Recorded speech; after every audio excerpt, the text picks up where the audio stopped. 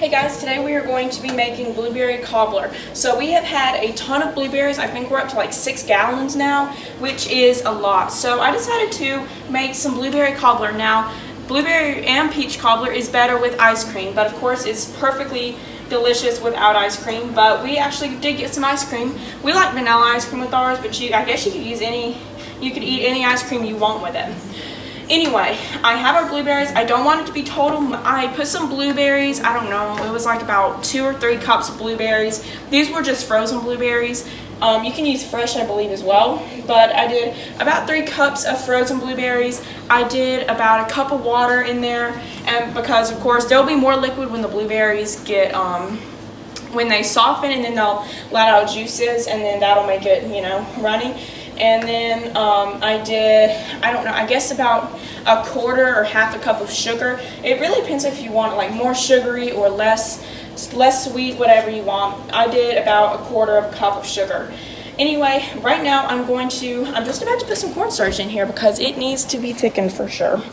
I have a couple tablespoons of water in here, and then I'm going to do about roughly, I don't know, is that about a tablespoon of cornstarch, I would say?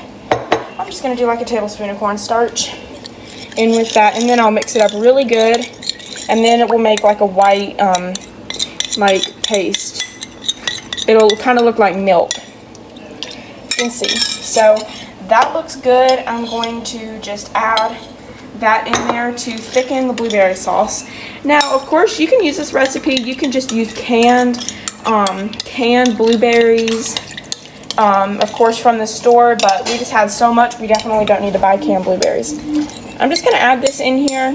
Just make sure it's stirred real well, the cornstarch.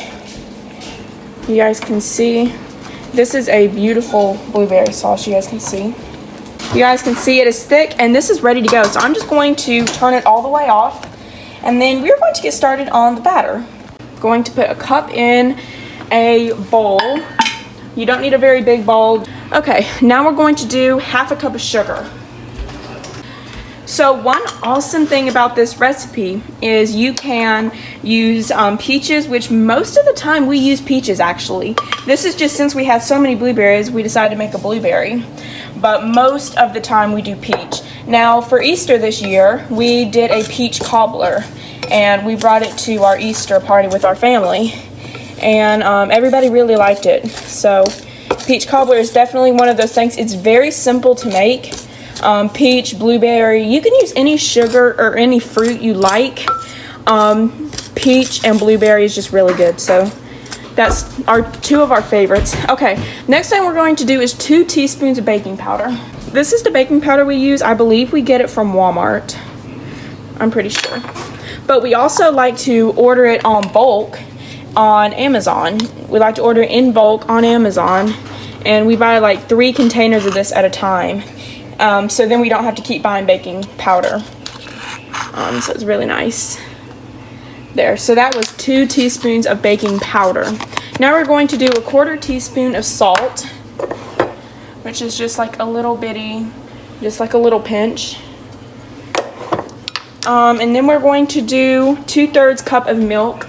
So I'm going to get that.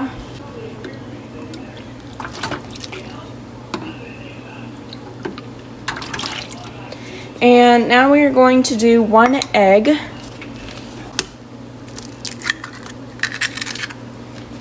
This is the end result of the blueberry sauce. You guys can see a nice thick blueberry sauce. Okay, so one thing I'm going to do before I finish this, I'm going to get we're using a 9x13, I believe. Yeah, a 9x13 baking dish. So I'm going to get that real quick. Okay, so I'm going to preheat our oven to 375 degrees.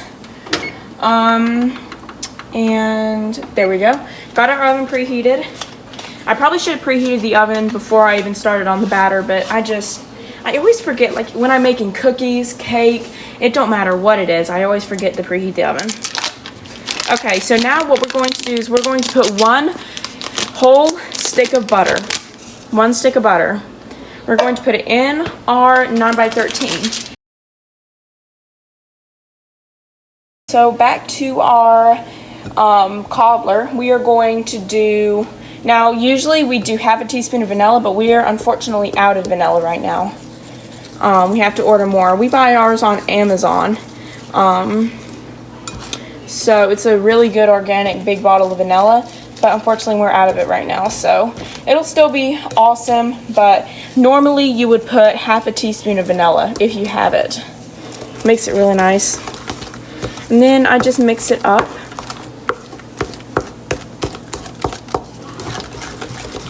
And then it should be good. So this is what the batter should look like. Nice, smooth batter. And then we are going to wait for our butter to melt, and then we are going to do the next step.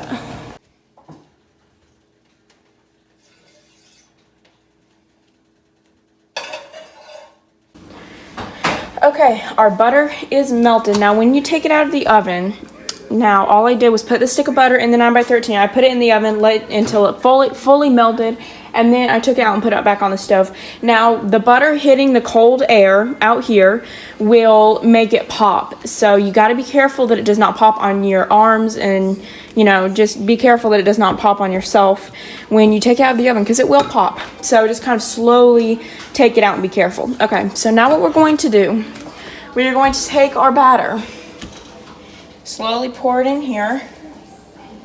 There we go. That looks nice.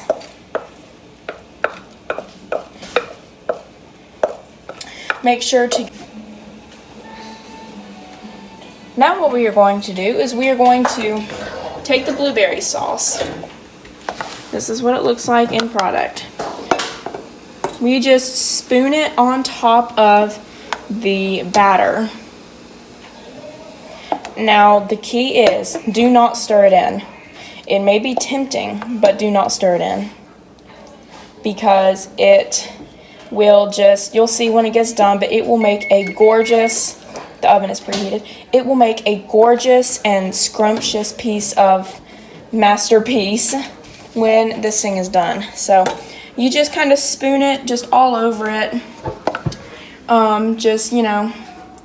just here and there and everywhere or whatever. And then any leftover, I'll just probably save this in a jar for pancakes, or maybe to put on top of this. And then do not stir it in. And then I'm going to put this in our oven, and then we will be good.